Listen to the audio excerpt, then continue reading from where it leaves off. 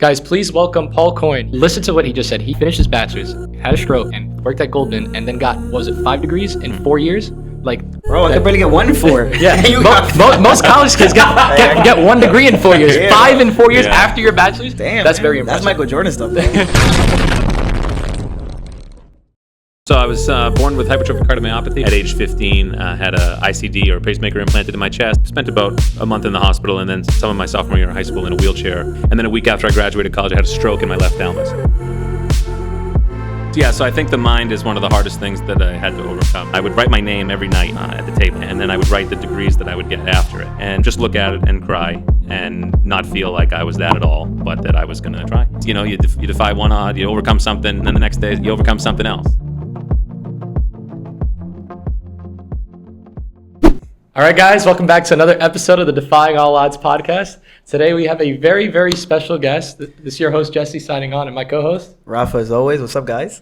So, guys, please welcome Paul Coyne. He's a former chief nursing executive from Hospital for Special Surgery, and he has a lot of great stories to tell today, so make sure you stay tuned for the whole episode. Welcome, Paul. Thank you so much for joining us. Welcome to the show. Thanks for having me. Yes. It's super cool that you're here. One fun fact about Paul here is Paul is actually a listener to the podcast. Yes. And he reached out to us so that he can be on the pod. So you're kind of the first person to do that. So yeah. Well, I'm honored. You guys are running a great show here, and I'm just happy to be on it. Thank you. That means a lot to us. Well, without further ado, guys, let's just jump right into it. So, Paul, we've obviously read your bio. We've seen kind of like a ginormous story to kind of tell. I guess like we can just kind of start off with kind of like your trajectory with like some of the health issues that you encountered in the past. So like through your childhood, can you just kind of like describe to the viewer like kind of what you went through and kind of the what you're going through now? Sure. Yeah. Yeah, so I was born with hypertrophic cardiomyopathy. It's a heart disease where the walls of the ventricle are too thick, and that disease caused me to no longer be able to play competitive sports at age 10. At age 15, had a ICD or a pacemaker implanted in my chest. It was supposed to just be a routine surgery, but ended up getting complications, infections. The medications that they gave me to fight the infection caused me to be paralyzed from the neck down. And spent about a month in the hospital, and then some of my sophomore year in high school in a wheelchair recovering, and then got better, and then went to Providence College, majored in American Studies, Business Studies minor, and then got a job at Goldman Sachs. Needed to move to New York. I was really excited to move to New York, actually, just like like you guys. I was excited to come down here. I'm originally from Boston, so I was excited to move down here. And then a week after I graduated college, I had a stroke in my left thalamus. So I moved to New York, not able to speak. Everyone at Goldman just thought I was kind of shy. And I moved to New York without a lot of long-term memories. Started my job as a derivatives trader, helping the trading desk, and learning how to talk, walk, regain my memories. I would listen to conservative talk radio in my right ear, liberal talk radio in my left ear in the morning and the night to try and balance myself and rediscover my beliefs and learn how to talk again, listening to those talk shows, and also form, my beliefs again. And so that's the story of the origin. And then some more happened, but I don't know. You guys, I'd like it to be a conversation. Yeah. No. I mean, there's a lot to unpack there. So, I mean, just to put it simply, you've gone through a lot, right? You've gone through a lot in your life that most people, just one of those things alone for most would be just super like, I know it's definitely life-changing for you, but just one alone could be life-changing for anybody, right? Going from, like you said, you were paralyzed from the neck down and you were in a wheelchair for some time and you're walking today. And you had this exciting career, moving and everything, and then you have a coma. So, it's a lot. That's a lot to handle for anybody. I want to ask, like, would you say, like, your life has been very unlucky in that sense, or what? That's a good question. Yeah, I think the way I look at it is more about meaning as opposed to luck. And one of the things that I think has got me through everything is finding meaning in whatever I'm doing, whether that's a happy thing or whether that's a sad thing. I just try to find the meaning in it. And I think that's sort of when I feel like I'm unlucky, or when I feel sad, or when I feel like why me? Because of course everyone thinks those things when they're going through some hard times. Right. I think, well, what meaning can I find in this? And that's what I did. Honestly, I think back to kind of like what it means to really put things into perspective, because a lot of times, like Raphael mentioned, there are times when someone might say, oh, like, I don't want to go to the gym. I don't want to get out of bed. This test is too hard. I don't want to do this. But those are like very minute details of like someone's life that when you try to put things into perspective of like someone else's situation like yourselves, like it kind of makes you realize like, maybe my situation really isn't as bad. What was like I guess the thought process of like kind of every time you had a setback of what was like the end goal for you? Was it just to get better in that moment, or did you see kind of like 5-10 years in the future, and like what kind of like led you to push?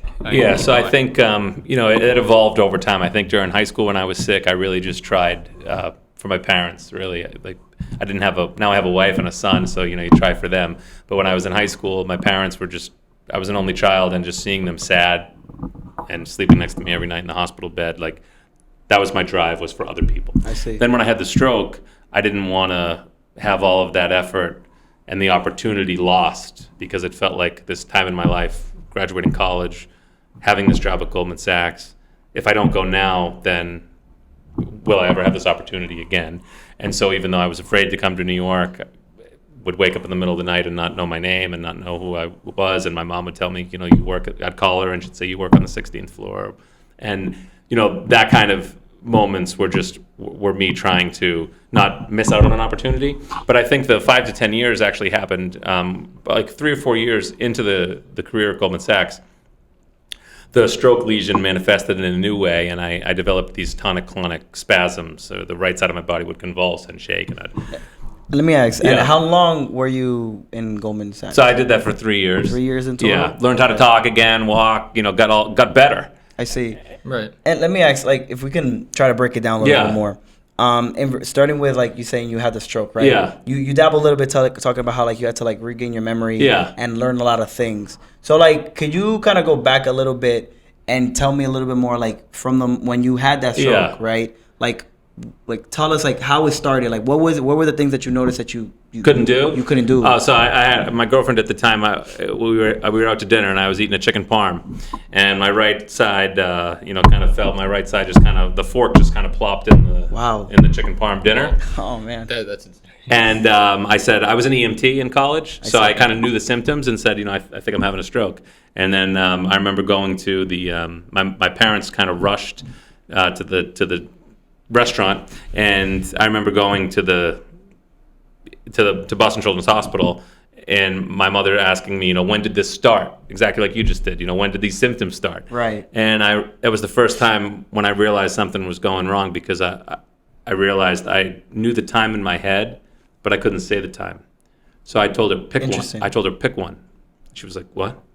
And I can still see her face in the mirror, like it's haunting, because she was so afraid looking at me, like realizing that I was having a stroke. Uh-huh. And I said, and she's like 6, 6:30, 7, 7:30. And I was like, that one, because I knew it but couldn't say it. Mm-hmm. And then after I had the stroke, that was how every memory was. That was how every word was, until I got them all back. Wow. And that took a couple years. Okay. And in that process of you trying to relearn and regain everything, did you kind of feel at times where you kind of felt like almost like a misfit in society? And what I mean by that is, like, did you feel like, okay, all my peers around me, they have jobs, they're able to go through their normal daily lives, and here I am kind of in the same position as a toddler trying to relearn everything? So I think the mind is one of the hardest things that I had to overcome. My heart disease, I felt that a little bit in high school, or when I was 10 and I just stopped playing sports. I didn't tell anybody that I had heart disease, and so I just stopped one day, and everyone was like, saying things that like any kid gets picked on, right? And everyone was saying stuff like, why aren't you playing sports anymore? And I just kind of kept it to myself, that I had this heart disease, and so it felt that way, but physically. And then after the stroke, it was sort of brought that feeling back again, to feel like, all right, well, now this is my mind that can't do stuff. It's not just my body, and it's much harder when your mind is hurting than when your body, from someone whose body has hurt and my mind has hurt. Right. You know, for me at least. I'm not, I know And why is that, you say? I mean, me personally, I've never been through any major illnesses of some sort. So, like, for people who don't know what that's like, why you say that? Well, like, sometimes my heart hurts. Sometimes I have trouble, you know, going up the stairs. I have different days when my heart disease acts up. But I still feel like me. I still feel like I have things to offer. It's just my body. It's not me. I see. Right. Whereas your mind, if your mind is hurting, your identity really takes a hit, and you start feeling like, am I worthy? Am I capable? Am I smart? And all those questions are really harder than, do I not feel well? And you know, you bring an excellent point, because I think that there's so many people that will interpret that and say, mental pain isn't always the most biggest thing for them, right? Like, you know, hearing your story, someone might say, like, how could physical pain not be so much more difficult than mental? But I think you make an excellent point, because everyone goes through some kind of mental struggle. Yeah. And even true. it could be as like something as small as an identity crisis of like choosing your major in college. Yeah. To something as big as, like you said, you don't know if you're going to get better. You don't know if you're going to be able to be 80% of what you were before. Correct. And that has like a life toll setting, right? Yeah. So were there ever moments like that where you kind of like second doubted yourself and said, like, am I really worthy of like accomplishing kind of what I used to be, and like kind of going back to that? Yeah. So, I mean, the way I usually describe it is, you know, I wasn't sure that I would have that capability to have that back. And I wanted a new question to ask: what new parts of me can I find, as opposed to what parts of me can I not get back? And when I left Goldman after the 3.5 years, I decided to go back to school, become a nurse, and really prove to myself that I was smart, prove to myself that I was capable, and try to give meaning to what I went through. But it was all of those. You know, some people are like, oh, it's so altruistic. You wanted to help other people. I did. I also wanted to prove to myself that I was capable. Right. So, and kind of the twofold goals. Yeah, like two halves. It Yeah. was two halves that you were going through. And so I did. And then I went back to school, and I came to Columbia and got a bachelor's, master's, and a doctorate in nursing, and an MBA and a master's of science in finance from Northeastern. Damn. And everybody, you know, likes to hear that part of the story. Yeah, because I think, hold on, just for the viewers for 1 second. Listen to what he just said. He finished his bachelor's, had a stroke, and went through all of this and worked at Goldman, and then got, what was it, 5 degrees in 4 years? Like, Bro, I could barely get 1 in 4. yeah, You got most college kids get 1 degree in 4 years. Yeah. 5 in 4 years Yeah. after your bachelor's. Damn, that's man. very impressive. That's Michael Jordan stuff, bro. I just got to throw it out there. It's very impressive. Yeah. And, Cool. and I think it really does speak to testament to kind of one's ability to really think beyond what the mind is capable of. There are times when you could be sitting down and just saying to yourself, I kind of regret not doing this, but the past is the past, right? Yeah. And it's only like, if you're still alive and you're still here, it's for a reason, Yeah. right? Yes. Like for myself, I know I'm very big into faith, and I know like God is like still has something in store for you, right? Yeah. And so I always like think back to that, like he's not done with me yet. Yeah. And that's the reason why you know we kind of have to keep going every day. Yeah. Have you had moments like that where you kind of like turns towards more of like the spiritual realm, or like Yeah, no, towards the I mean, faith? absolutely. I think, Okay. you know, that's what got me through pretty much all of those times. I always really am perplexed by people that don't have that in their life, how they do it. I don't know how, because the only way I knew how to do it was with God. Right. And so that was it. Even when I, you know, was going back to school for those degrees, it really felt like him. I would write my name every night at the table, and then I would write the degrees that I would get after it. You know, Paul Coyne DNP, MBA, MS, and I would write them all every night, and just look at it and cry, and not feel like I was that at all, but that I was gonna try. And then, you know, as I every year for like 4 years, my parents were going to a different graduation ceremony until the signature was true. But it really did feel like, okay, well, like this is what I'm supposed to be, but it doesn't feel like me yet. Okay, so when did you feel like you were you? Oh, it's funny. I walked across the stage getting the doctorate, Okay. and I gave I'd given the commencement speech at the master's degree, and then when I got the doctorate, I thought that would be I thought I'd feel that way. I see. And I walked across, and it didn't do it.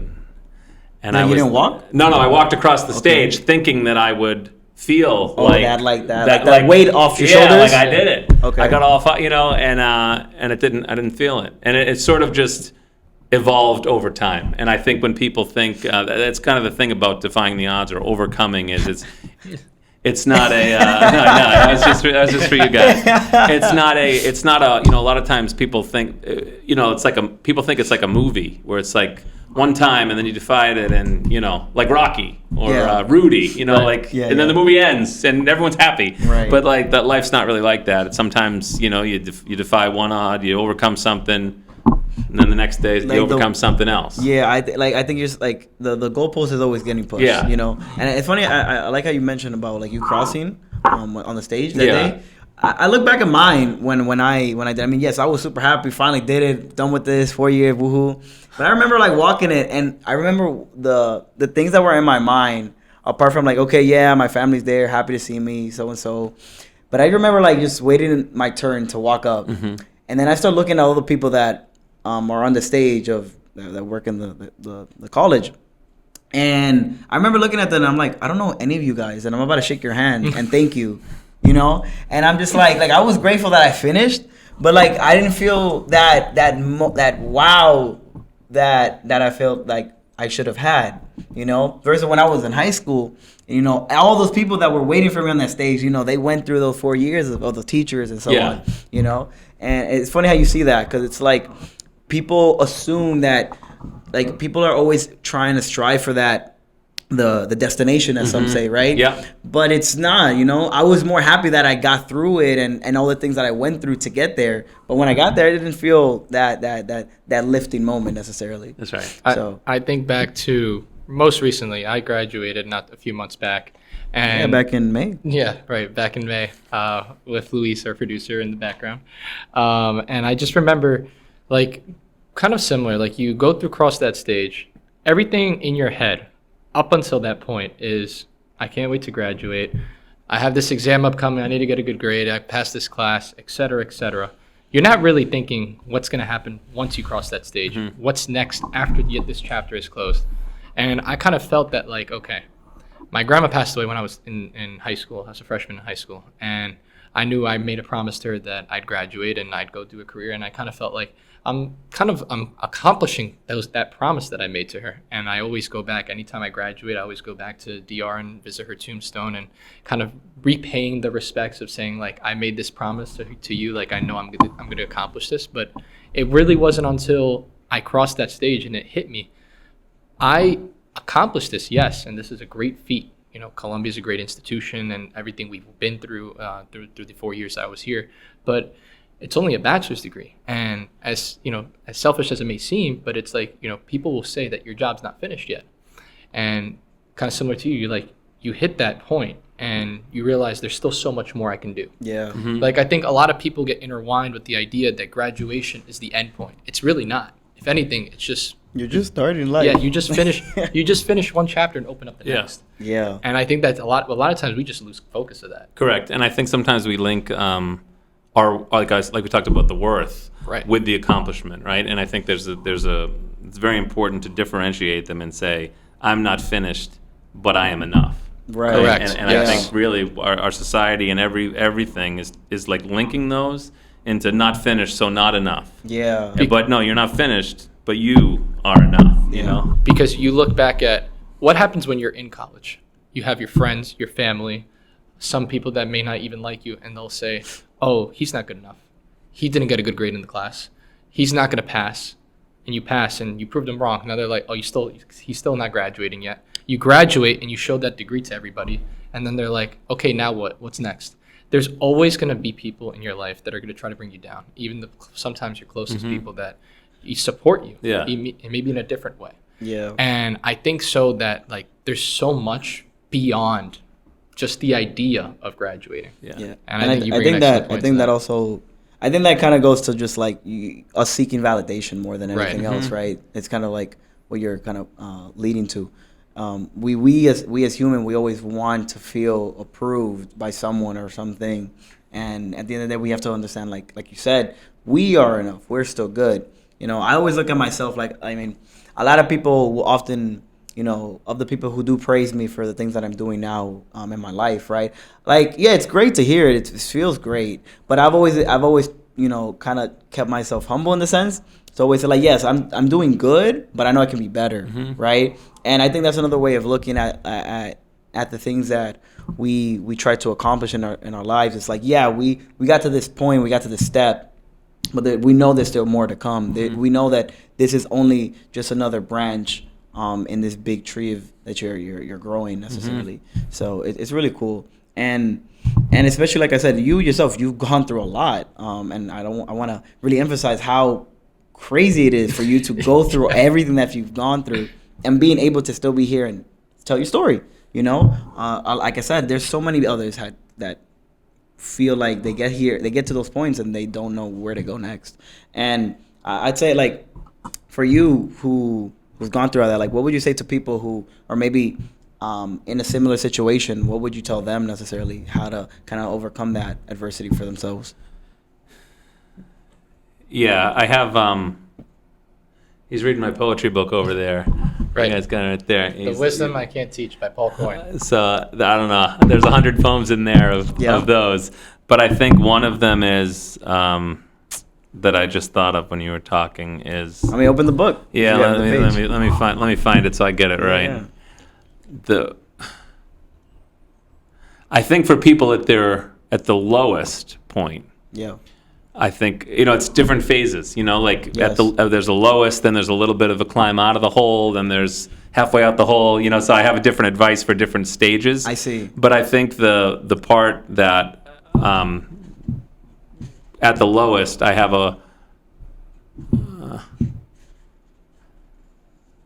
when the ocean is high, nothing stops tidal powers, yet the shore will be dry within a few hours. At low tide of the sea, the beach can only get wetter. If it's as bad as can be, it can only get better. The greatest struggles are sweeter when you start to get stronger. The whole point of life could just be those parts, but longer. Oof, bars. What page was that? What page was that? What page was that again? I think it's tied. I think it might be in 9? And towards the beginning. Yeah. Oh, okay. Well, if you guys want to read his book, it's called The Wisdom I Can't Teach. Okay, well, I'll have it down in the description where if you want to get one yourself. Let me ask you. So you said, again, this is a book mainly with poems, right? Yeah, it's 100 poems. 100 poems in total. Okay, yeah. What got you into poetry? So my wife was pregnant, 6 years ago with our first son, and like I said, after the stroke, people want me to tell the story of the degrees, and then I started a healthcare company, technology company, and then became one of the youngest chief nurse executives. And I did a lot of stuff that people like to talk about, but it wasn't really what I felt like I wanted to talk about. And I would give these speeches at these big conferences and talk about the story, and I just didn't feel like I was actually being vulnerable with it. I was just sort of saying like, "Yep, I did that," and thank you. It seemed like kind of braggadocious in a way. Yeah, and it just didn't feel like it was the story. Like it felt like it was very much surface level and not kind of the facts as opposed to like how it felt. Right. Okay. And at least that's how it felt to me. Yeah. And so I started. My wife was pregnant with our son, and I woke up in the middle of the night with a dream. In a dream, came a poem, and I wrote it down, and I read it, and I was like, who wrote that? Like God wrote that. I can't be. I don't write poems, Yeah. And then the next day, I tried to write another one, and I thought as she was pregnant, maybe there's lessons I want to teach my son. I see. And that's how it started. Okay. And I realized the first probably 70 or 80 poems that I wrote while she was pregnant, and over the course of the first 2 years of his life. You have a baby, you want to teach him stuff, but you can't talk to him. He doesn't do a podcast with you. He just cries. Yeah. So I wanted to teach him all these. I wanted to teach him all these lessons, and I thought, how could I do it? And I'm always thinking about my own mortality. I still have a heart disease, and just always at the forefront of my mind that I might not be here. When he's older. I hope I am, but you don't know. After you go through a lot of stuff like that, you think that way. Right, of course. And so I just wanted to have 100 lessons like that for him that he'd have, and so I wrote it down, and then I started sharing them with people. And the first 60 or 70, like I said, that I wrote, they were all lessons like that. Okay. And then I started writing the I, in terms of like the pronoun I, it took me like 80 poems before I even got to I. Oh, I And, see. and as I started doing that's the second book. I'll bring that on next year for you guys. Cool. But the first one, this is all objective lessons of wisdom for my son and everybody that I learned through the experience. Oh, that's interesting. And, Okay. And I think that you put it into perspective when you say, like, one is objective and the other one is like your I. Yeah. Right? Because a lot of times I feel like sometimes we have people that come to us for the best advice, and then like you can give like the best advice, but then it's like you're not really thinking about yourself. Obviously, you're trying to be altruistic and trying to help other people. Yeah. But when you're like, well, I'm going to take a step back and actually think about my situation now. What's the advice that I need? And then you realize that sometimes some of the advice that you're giving is some that maybe might be applicable to That's you as right. well. And I think that's like the beauty of like when you write stuff down, like you really start to see it in action as well. Yeah. Correct. I mean, and that's one of the meanings for why I called it the wisdom I can't teach, because I actually can teach it, but I can't teach it to myself. I see. And so I read my own poems over and over again until I believe them a Eloquently said. little So you more. believe it? Yeah, I think that's true. Like, I mean, we love to give other people advice. We love to try to cheer people up and make people feel good.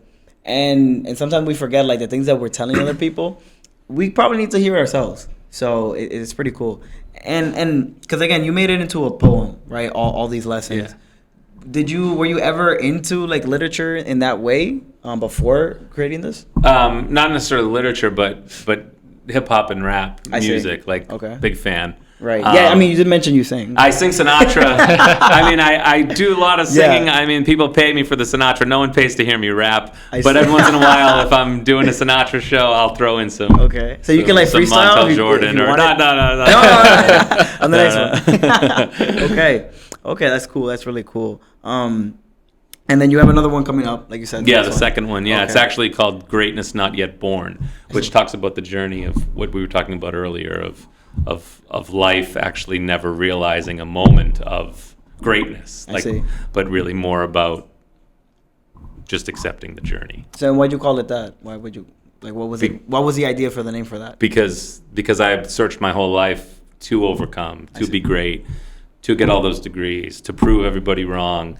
and after it all, realized that feeling's only coming in really surrender to acceptance of who you are, acceptance of the way things are, acceptance of what God wants for you, and just, but still being great, still being enough. Yes. And so that next book is a 100 poem. These are all lessons. The next one's a 100 poem chronological journey of my life. Each poem a memory, of that journey to want greatness so bad and not be sick so bad, but then at the end just be happy with what you have. One thing I wanted to ask you, Paul, was the idea of the journey of rediscovering oneself. Mm-hmm. At what point did you feel where you said, I finally figured out who I was and what my true purpose is in life, like to kind of give back? Was it after the stroke? Was it before? Like, at what point did you realize that? I think it's funny. If I was answering that honestly now, I would say 3 weeks ago when I resigned from HSS, and now I want to do poems. I think, and maybe I'll work in healthcare in another capacity, but it feels like being this authentic and honest is the purpose. I think the purpose prior was to overcome a stroke and work at Goldman Sachs. I think then the purpose was to be a nurse and help other people. I think then the purpose was to lead a healthcare organization and help people believe in themselves so that they can take care of patients better. And now I think I have a new purpose. So I think that, like I said, it evolves. It's not like check, yeah. Okay. I think that's the excellent way to put it, because I don't really think that we can really define who we are at any point in life without looking at the past and saying like what it's encompassed and what it's embodied you. Like right? how you led to it. Right. I always had the saying where the only three things that people will remember you by physically is when they go to your tombstone, they see the day you were born, the day you died, and that dash in between it. That dash is your life. What do you do with it? And every single day we have a choice. You have the choice of, do I want to be lazy and stay in bed all day? Do I want to go to work today? Do I want to go work out? Do I want to be there for my family? There is a lot of other questions that also go into it. But I also think that there's beauty in being kind of in that dark process, like when you're going through something, of kind of rediscovering what that message is. I know, for instance, myself, I do a lot of running, and I realized that from the start, I was like, oh, I hate running. Why am I doing this? Right? Like, why do you want to do something you hate? And I get that question asked a lot. Like, it's crazy. How did you run from Columbia University to where you used to live in the Upper East Side, 15 miles? Yeah, he'd be bugging. Like at 2 a.m. Like, why would you do something like that? And my response was, it's in moments like that where you're literally surrounded by darkness. It's night out, it's cold, it's raining, it's like 20 degrees outside, and you're wearing shorts, and there's not a single person on Riverside. And you're just like, why? And I always said to myself, well, there's beauty in that. You realize and can see so much of what you can discover. I just got back into running recently, past maybe a month or two where I didn't run. Ran 8 miles yesterday. Didn't think I would. I went thinking I was going to run maybe 1 or 2.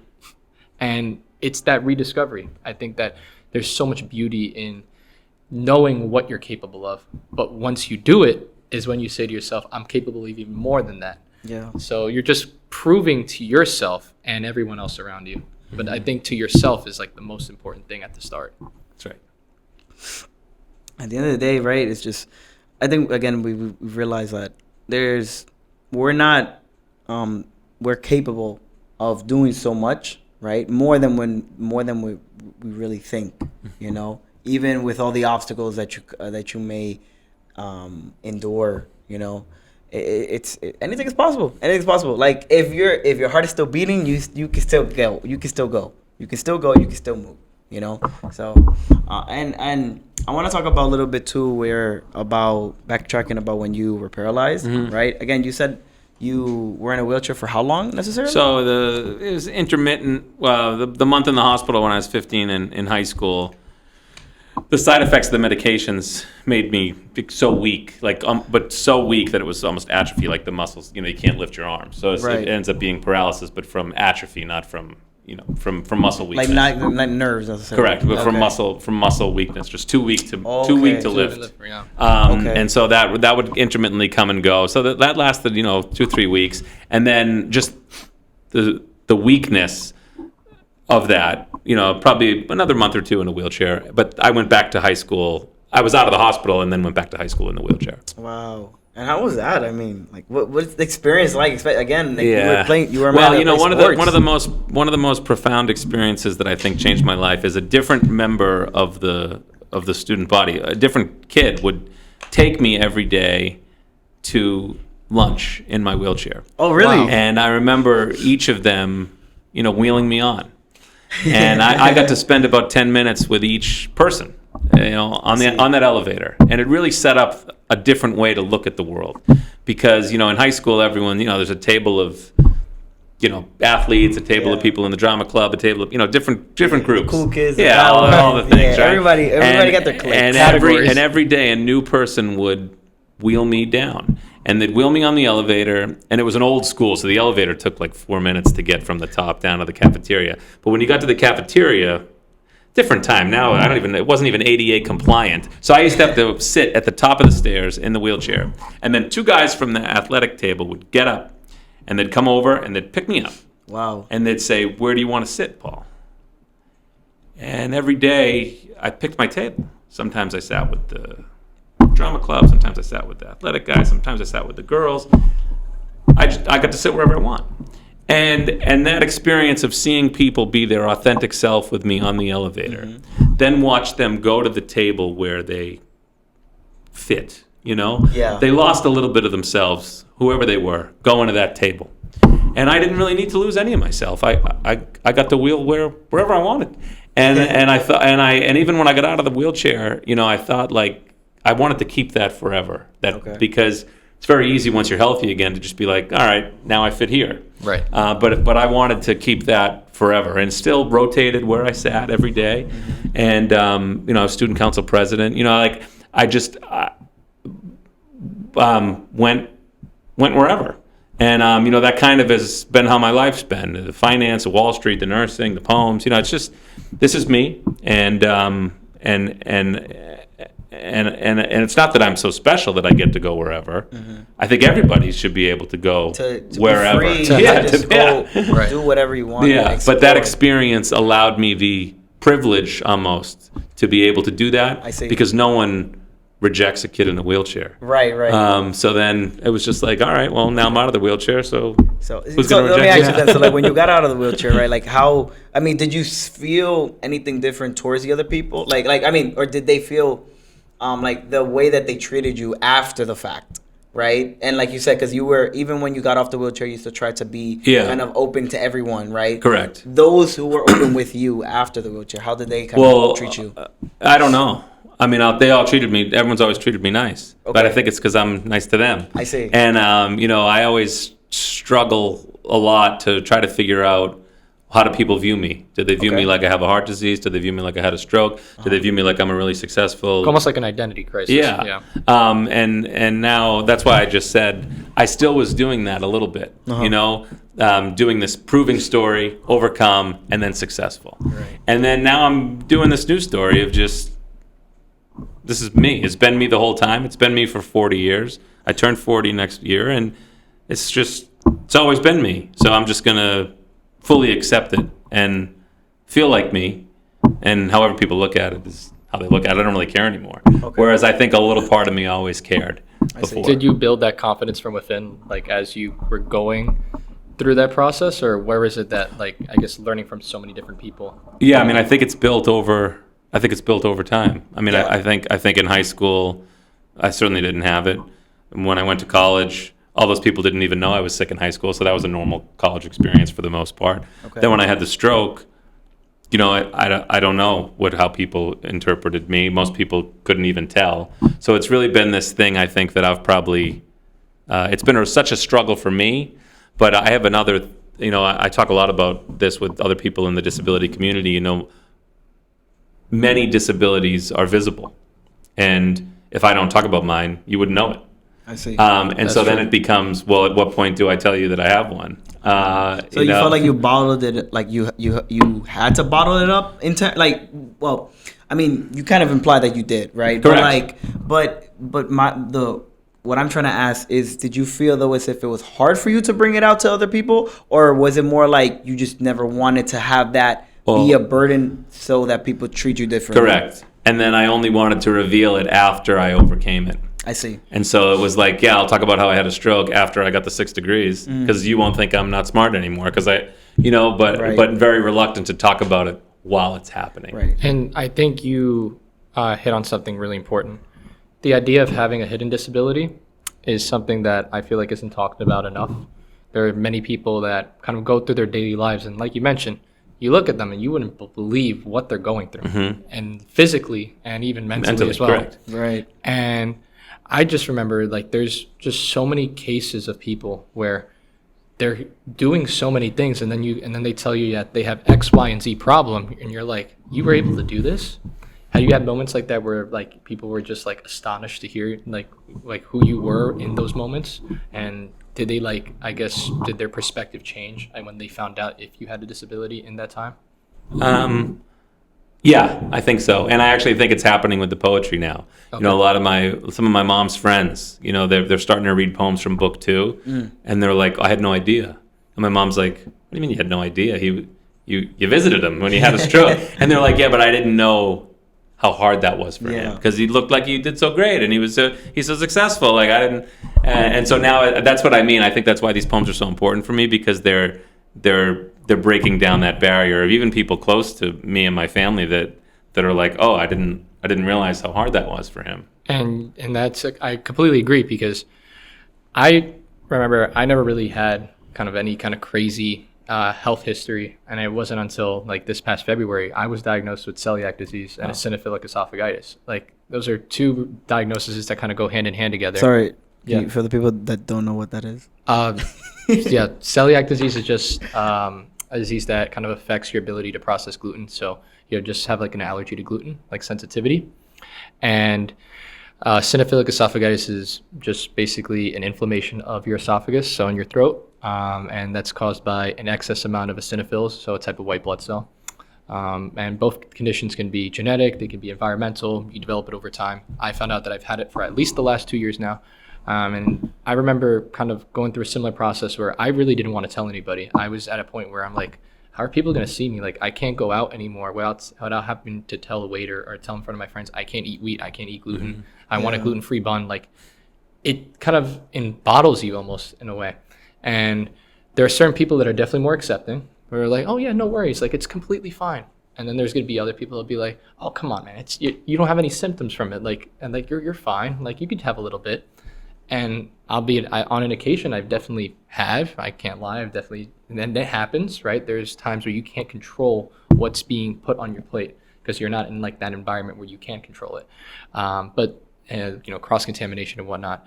But I wouldn't say I've definitely had symptoms from it, but I've known people. For instance, my aunt on my mom's side, she had really bad symptoms of it. So I knew it was like some kind of genetic thing going on. But just to kind of encompass everything together, like that moment where you get told by your doctor that you have this illness, you have this disability, and you're just like, what do I do? I think that's the easiest question we all ask each other. Like, it's just... Yeah, in the moment, for sure. In the moment, you're just like, what do I do? Because you don't know how to encompass it. And then it's like you said, over time, you get used to it. But you're overcoming this hidden truth. And then now you're more accepting to tell it to other people. I remember when my grandma passed, I couldn't speak about my grandma without crying. I can go tell her entire story and everything from the point she passed away when I was right next to her deathbed the day before and not cry anymore about it. Not because it doesn't hurt, it definitely does. But you get to kind of accept. Mm-hmm. And I think that's the biggest thing, where you're able to accept something for what it is. Mm-hmm. So, I mean, what can I say? I mean, again, it's hard. It's hard to go through these things, but I think it's even better for both of you all to both of you. I can't speak English now, Jesus. I guess I'm gonna have to teach myself. But I think like understanding just like to be able to understand like these are your new lives, right? And learning to kind of teach yourself how to like navigate this world that you've been living in, but in a different way because of these circumstances that you've been dealt with. So, again, me personally, the only thing I could personally say for myself is just trying to be able to, like you said, accept yourself and understand that like you don't have to please everyone.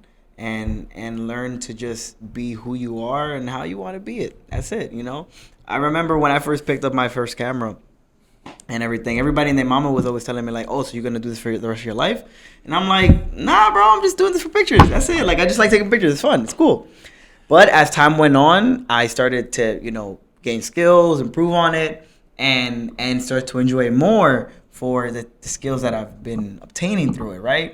And then, one thing led to another, and now I can see it as something more profitable and stuff like that. But it comes over time, and you can't really, all these things that you do in your life, a lot of them are not there right in front of you. You kind of pick it up on your own, and naturally it just starts to become you, becomes your personality. And then you, again, learn to navigate life with this. So again, like applause to you all, to you again, especially, man. Yeah. Again, bro, 5 degrees, 4 years, bro. Michael Jordan, bro. I'm saying, like, hey, I mean, you tied with LeBron with the rings. So, and I also think that it's not even just the degrees as well. And like that in itself is already an amazing achievement. But the fact that you can almost say that you've lived like 9 lives, right? Like all the experiences you've been through, and then even changing industries. Like if you start to dissect little by little, facts. Like doing business, the medical, and then now poetry, and you're a singer. Let me say one more for you. I have a poem called 9 Lives. It's pretty funny you said that. They're gonna think we set it up. There's not. It's completely unplanned. Oh, I think it's actually in book 2. It's in book 2. Of course it is. All right, there you go. But it goes through them. Okay. If I had 9 lives to live, in the first I would be ill, then overcome all obstacles to know the power of my will. In the second I would study, become the smartest of my kind, to know that I could just succeed with the power of my mind. In the third I'd go get money, holding cash and bonds and stock, working down on Wall Street, on fortune's door I'd knock. and then it goes into the fourth life of being a nurse, and then a father, and then it ends. But there will not be 9 to count. I only have but one, to be a son unto the Father, God, and a father to my son. There you go. Amen. Bars, man, bars. So so it's funny you said 9 lives. I actually, I mean, I have. It's been a lot. It's because you kind of like think about if you like kind of took all those lives, you could say you have like one person for each of them in that sense, right? Mm-hmm. Like doing so many career shifts, that's like one person. All the health issues, that's like one person, right? 5 degrees in 4 years, like that's like one person. So it's kind of like you mentioned, like even in the poem, it's so eloquently stated, going through all of this all at once. It kind of shows your purpose, but also, your perseverance and determination, and how your will is much stronger than anyone could possibly imagine until you actually go through those. Those things. It's funny. Sometimes I think about, longevity and stuff with my heart. And you mentioned that about the dash. I like that. I like that saying too. And I think, thanks for saying that, because when I don't feel this way, when I doubt it again and feel sad, I'll probably go find whatever minute this is on this show and listen to you tell me that until I believe it. Just like I write down the letters and then I got the degrees. Mm-hmm. This belief that my life was, that I lived, right? Because of the dash, 9 lives. Yeah. It doesn't really then matter how long you get, but that you really lived that long. You got to enjoy that you enjoy those lives, and there were so many of them in a compressed, packed time, and found a lot lot of meaning. But I mean, everyone likes to live longer. No, but really, it comes down to, was it meaningful in the dash? Yeah, no, exactly. And adding to that, it's like understanding, like there's people who've lived to 100 and so, and they'll always say, "Oh, I wish I did this, I wish I did that," right? And you'll have people who don't get to that number, but can say that I did everything I wanted to do. Yeah. So again, it's really just important in enjoying the moment, enjoying the now, and trying to being able to value all of that, And just to kind of bring it full circle to what I asked you at the beginning, like, would you, again, consider yourself an unlucky person or someone who's been very perseverant? Damn, I can't say it, bro. What's the word? Perseverance. Ta-da. Yeah, exactly. Perseverance. I don't think I'm unlucky, at all. I think I found a lot of meaning. I think I lived all those lives. And so much of that, struggle, or the parts where I would say unlucky, everything that I have, I met my wife at nursing school. We have a son. We have another one on the way next month. The career opportunities that I've had and able to make a difference for people, that technology that I helped invent, everything that I've done wouldn't have happened in the way that it did without all of those struggles. Right. And most importantly, I don't know if I would have been 39 and realized all of this that brings peace, fulfillment, contentment, so that I can spend hopefully the next 60 years feeling whole. So if that's the journey that led to me feeling whole, then I'm glad for it. So you wouldn't change it? I mean, I would like to probably not have had so much physical pain. I maybe could have had a little bit of an easier time relearning my memories. And do I wish I could play sports? Did you say? Yeah. Oh yeah, I would like. Well, so I mean, hopefully my heart lasts a while, but it's not out of the question if I'll need a heart transplant at some point in the next 50 or 60 years. And if I got that, my wife runs marathons. Oh. And I'll tell you, if I ever get a new heart, hopefully I won't need one, because I'd rather just have this one, because it's better to have your own. Right. But if I ever needed one after the hospitalization and all that struggle, I want to go on upside down roller coasters again. I love the upside down roller coasters. I miss them. I miss those. Really? I'm gonna be honest. I hate the roller coasters. Like the Thunderbolt at Coney Island. Yeah, not there. I love them.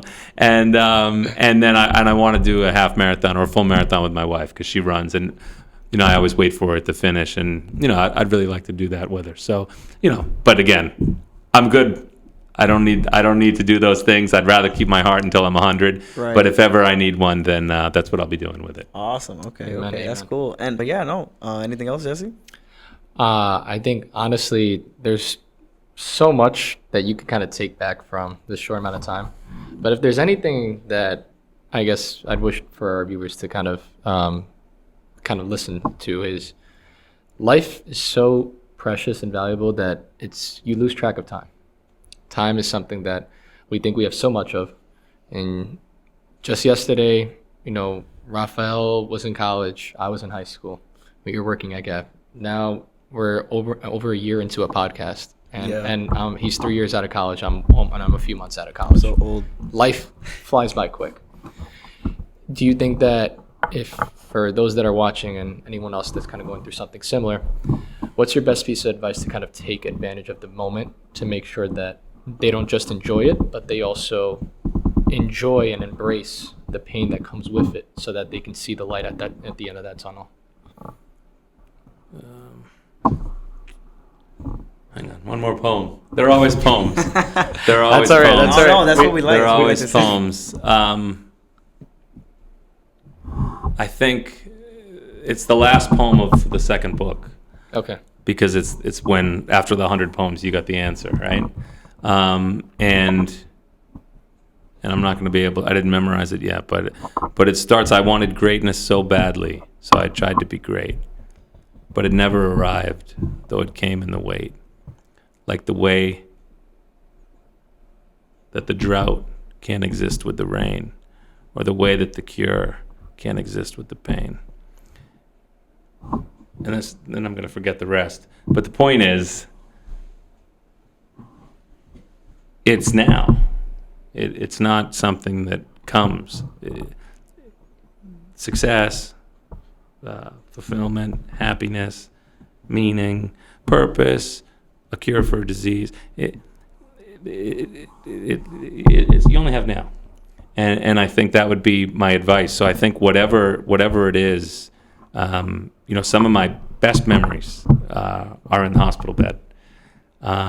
Some of with my grandmother playing Connect Four, and I just have so many of feeling love, and no matter what it is, I think you can. And even when I was alone in my apartment crying, writing the names, I found strength within myself.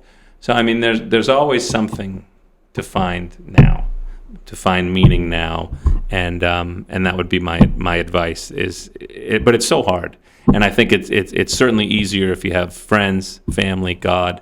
But even if it's just you all alone, and you don't know how to overcome whatever it is that you have to overcome that day, then there's at least a lesson in that day. Yeah. And if that's all you got that day, then that's all you got. That's okay. Yeah, that's okay. I always say you can either meet someone or go through something and find out that it's either a blessing or it's a lesson. Yeah. And something that is a blessing can turn into a lesson as well, and vice versa. Yeah. Because without darkness, there's no light. Yeah. Without pain, there's no cure, like you mentioned. Yeah. So all of that just brings it all together.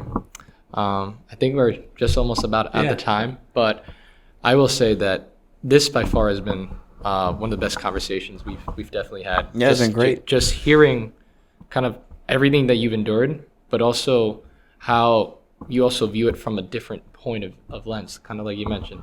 Like my story isn't just going from Goldman Sachs to going to HSS and nursing. Yeah. Or getting the 5 degrees in 4 years. It's the pain that you went through. It's kind of those moments that you didn't feel like yourself and you had to rediscover who you were. And I think that that's the essence that I think that I hope our viewers are really capturing. But Paul, it's been amazing, and it's been a pleasure to have you on. Oh, thanks for having me. Thank you so much for coming to share your story. And guys, please tune in to, I guess, The Wisdom I Can't Teach by Paul Coyne. We'll also have a link to when his second book comes out. And we'll have also the links to any of his channels as well, so you can be sure to contact Paul as well. Yeah. But this has been a pleasure, Paul. Thank you so much for hopping on. Yeah, no. Raphael. As always, guys, defy all the odds, and you already know, until the next one. All right? Stay blessed and defy all the odds. Deuces!